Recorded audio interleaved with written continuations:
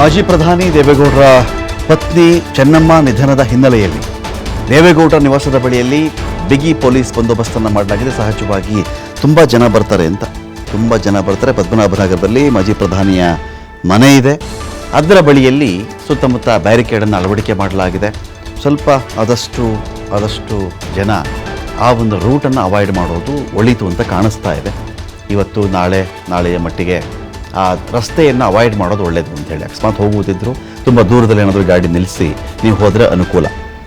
ಆ ಒಂದು ರಸ್ತೆ ಇದೆಯಲ್ಲ, ನಿಮಗೆ ಅಲ್ಲಿ ಪ್ರಾರ್ಥನಾ ಸ್ಕೂಲ್ ಇದೆ, ಈ ಕಡೆ ಬಂದರೆ ದೇವೇಗೌಡ ಪೆಟ್ರೋಲ್ ಬಂಕ್ ಇದೆ.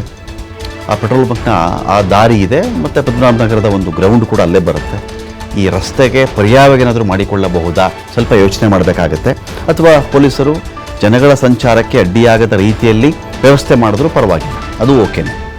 ಸೊ ಅಂತಿಮ ನಮನವನ್ನು ಸಲ್ಲಿಸಲಿದ್ದಾರೆ ರಾಜಕೀಯ ನಾಯಕರು, ಗಣ್ಯರು. ಸೊ ಆ ಒಂದು ಭಾಗದಲ್ಲಿ ಇದೀಗ ಬಿಗಿ ಬಂದೋಬಸ್ತನ್ನು ಏರ್ಪಡಿಸಲಾಗಿದೆ. ತುಂಬು ಜೀವನ ನಡೆಸಿದಂಥ ಚೆನ್ನಮ್ಮನವರು ಇಲ್ಲವಾಗಿದ್ದಾರೆ. ಕೆಲ ದಿನಗಳ ಮುಂಚೆ ಅವರಿಗೆ ಬಹಳ ಅನಾರೋಗ್ಯ ಆಗಿತ್ತು, ಸ್ಥಿತಿ ಗಂಭೀರವಾಗಿದೆ ಅಂತೆಲ್ಲ ಬಂದಾಗ ಆಸ್ಪತ್ರೆಗೆ ದಾಖಲು ಮಾಡಿದರು, ಟ್ರೀಟ್ಮೆಂಟ್ ನಡೀತಾ ಇತ್ತು. ಆದರೆ ಕರೆ ಬಂದಾಗ ಹೋಗಬೇಕಲ್ಲ, ವಿಧಿಯ ಕರೆ ಬಂದಾಗ ಆ ವಿಧಿಯ ಕರೆ ನಾನು ರಿಸೀವ್ ಮಾಡಲ್ಲ ಅಂತ ಹೇಳೋಕ್ಕಾಗಲ್ಲ ಯಾರೂ. ವಿಧಿ ಒಂದು ಕರೆ ಕೊಟ್ಟುಬಿಟ್ಟಾಗ ನಾನು ಆ ಕರೆ ರಿಸೀವ್ ಮಾಡಲ್ಲ, ನಾನು ಆಮೇಲೆ ಕಾಲ್ ಎತ್ತೀನಿ, ಆಮೇಲೆ ನಾನು ಫೋನ್ ರಿಸೀವ್ ಮಾಡ್ತೀನಿ, ಆ ಥರ ಮಾಡೋಕ್ಕೆ ಬರಲ್ಲ. ವಿಧಿಯ ಕರೆಯ ಮುಂದೆ ಯಾರೂ ಏನೂ ಮಾಡೋಕ್ಕಾಗಲ್ಲ. ಕರೆ ತಕ್ಷಣ ಹೋಗ್ತಾ ಇರಬೇಕು. ಅದೇ ರೀತಿಯಲ್ಲಿ ಮಾಜಿ ಪ್ರಧಾನಿಗಳ ಪತ್ನಿ ಚೆನ್ನಮ್ಮ ಅವರು ಕೂಡ ಎಲ್ಲರನ್ನ ಅಗಲಿದ್ದಾರೆ. ಸುಮಾರು 6 ಮಕ್ಕಳವರಿಗೆ, 4 ಗಂಡು ಮಕ್ಕಳು, 2 ಹೆಣ್ಣು ಮಕ್ಕಳು. ಕುಮಾರಸ್ವಾಮಿ, ರೇವಣ್ಣ ಅವರು ಬಿಟ್ಟುಬಿಟ್ರೆ ಉಳಿದವರು ಈ ಪಬ್ಲಿಕ್ ಲೈಫಿಂದ ಸ್ವಲ್ಪ ದೂರ, ಅಂದರೆ ಅರ್ಥಾತ್ ರಾಜಕೀಯ ಜೀವನದಿಂದ ಸ್ವಲ್ಪ ದೂರ. ಅವ್ರಿಗೂ ರಾಜಕೀಯಕ್ಕೂ ಅಷ್ಟಕ್ಕಷ್ಟೇ. ಸೊ ದೇವೇಗೌಡರು ಸಕ್ರಿಯ ರಾಜಕಾರಣದಲ್ಲಿದ್ದಾರೆ, ಕುಮಾರಸ್ವಾಮಿ ಅವರಿದ್ದಾರೆ, ರೇವಣ್ಣ ಅವರಿದ್ದಾರೆ.